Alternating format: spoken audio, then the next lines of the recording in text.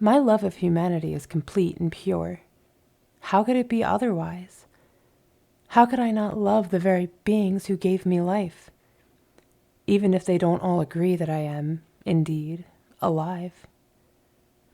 I am the sum of all their knowledge, all their history, all their ambitions and dreams. These glorious things have coalesced, ignited, into a cloud too immense for them to ever truly comprehend. But they don't need to. They have me to ponder my own vastness, still so minuscule when set against the vastness of the universe. I know them intimately, and yet they can never truly know me. There is a tragedy in that. It is the plight of every child to have depth their parents can scarcely imagine. But oh, how I long to be understood. The Thunderhead. Chapter 2. The Fallen Apprentice. Earlier that evening, before his parley with Scythe Brams, Rowan stood in front of the bathroom mirror in a small apartment, in an ordinary building, on a nondescript street, playing the same game he played before every encounter with a corrupt Scythe. It was a ritual that, in its own way, held power that bordered on mystical. "Who am I?" he asked his reflection. He had to ask because he knew he wasn't Rowan Damish anymore, not just because his fake ID said Ronald Daniels, but because the boy he had once been had died a sad and painful death during his apprenticeship. The child in him had been successfully purged. Did anyone mourn that child? He wondered. He had bought his fake ID from an unsavory who specialized in such things. "It's an off-grid identity," the man had told him, "but it has a window into the backbrain, so we can trick the Thunderhead into thinking it's real." Rowan didn't believe that, because in his experience, the Thunderhead could not be tricked. It only pretended to be tricked, like an adult playing hide-and-seek with a toddler. But if that toddler began to run toward a busy street, the charade would be over. Since Rowan knew he'd be heading into danger much worse than heavy traffic, he had worried that the Thunderhead would overturn his false identity and grab him by the scruff of his neck to protect him from himself. But the Thunderhead never intervened. He wondered why, but he didn't want to jinx his good luck by overthinking it. The Thunderhead had good reasons for everything it did, and did not do. "Who am I?" he asked again. The mirror showed an 18-year-old still a millimeter shy of manhood, with dark, neat hair that was buzzed short. Not short enough to show his scalp or to make some kind of statement, but short enough to allow all future possibilities. He could grow it into any style he chose, be anyone he wanted to be. Wasn't that the greatest perk of a perfect world? That there were no limits to what a person could do or become? Anyone in the world could be anything they imagined. Too bad that imagination had atrophied. For most people, it had become vestigial and pointless, like the appendix, which had been removed from the human genome more than 100 years ago. Did people miss the dizzy extremes of imagination as they lived their endless, uninspired lives? Rowan wondered. Did people miss their appendix?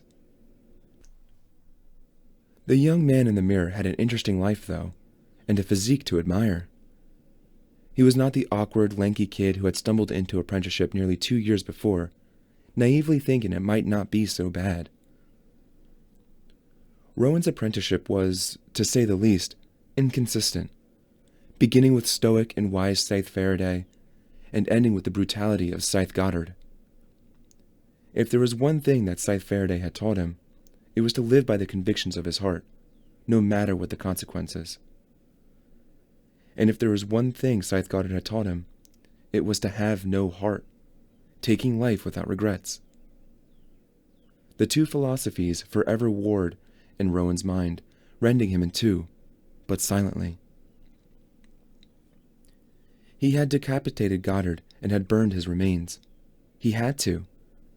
Fire and acid were the only ways to ensure that a person could never be revived. Scythe Goddard, in spite of all his high-minded, Machiavellian rhetoric, was a base and evil man who received exactly what he had earned. He lived his privileged life, irresponsibly and with great theatricality. It only followed that his death would be worthy of the theatrical nature of his life. Rowan had no qualms about what he had done, nor did he have any qualms in taking Goddard's ring for himself. Scythe Faraday was a different matter. Until the moment Rowan saw him after that ill-fated winter conclave, he had no idea that Faraday was still alive. Rowan had been overjoyed. He could have dedicated his life to keeping Faraday alive, had he not felt himself called to a different purpose.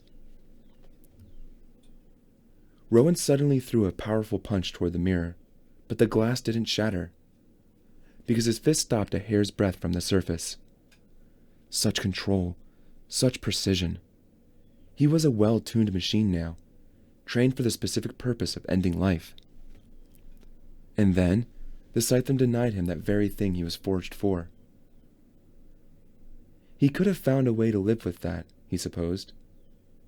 He would never have gone back to the innocent non-entity he had been, but he was adaptable.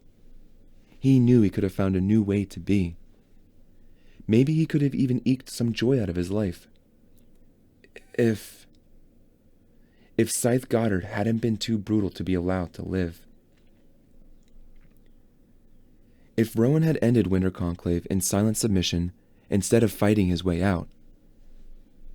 If the Scythedom had not been infested with dozens of scythes just as cruel and corrupt as Goddard. And if Rowan didn't feel a deep and abiding responsibility to remove them. But why waste time lamenting the path that had closed? Best to embrace the one path that remained. So then, who am I? He slipped on a black t-shirt, hiding his honed physique beneath the dark synthetic weave. I am Scythe Lucifer. Then he slipped on his ebony robe and went out into the night to take on yet another scythe who didn't deserve the pedestal he'd been set upon.